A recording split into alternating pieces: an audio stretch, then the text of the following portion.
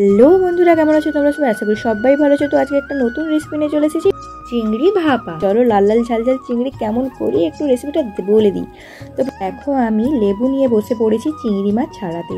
তো লেবু নিলে কি হয়, চিংড়ি মাছের খোলাগুলো সহজেই তুমি তুলে নিতে পারবে। এখানে নিয়েছি আমি 500 গ্রামের মতো চিংড়ি মাছ। বাছা কমপ্লিট। এবার আমি ধুয়ে নিচ্ছি ভালো করে। এরপরে আমি কি করলাম, নুন হলুদ সামান্য নিয়ে মাখিয়ে রেখে দিলাম। 5 মিনিট এইভাবে রাখার পর আমি একে একে পেঁয়াজ, আদা, রসুন, লঙ্কা বাটা,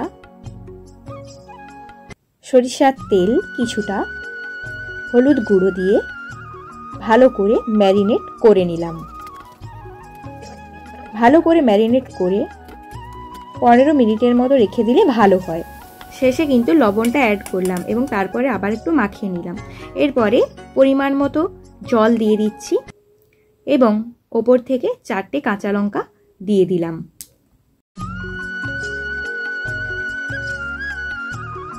এরপর কড়াইতে জল দিয়ে দিতে হবে কিছুটা পরিমাণ এবং জলটাকে গরম করে তার ওপর ওই চিংড়ি ম্যারিনেট করা পাত্রটাকে বসিয়ে দিয়ে জ্বালানি দিতে হবে।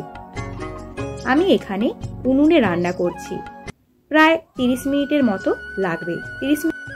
30 মিনিট পর আমি ঢাকনা খুললাম। দেখো জিনিসটা কত সুন্দর এসেছে, কালারটা কত সুন্দর লাগছে। এর ওপর আমি 1 চামচ সরিষার তেল ছড়িয়ে দিলাম। তারপর পরিবেশনের জন্য রেডি করে নিচ্ছি। তো রেসিপিটা কেমন লেগেছে জানাতে ভুলো না। সকলকে অসংখ্য ধন্যবাদ। Love you all.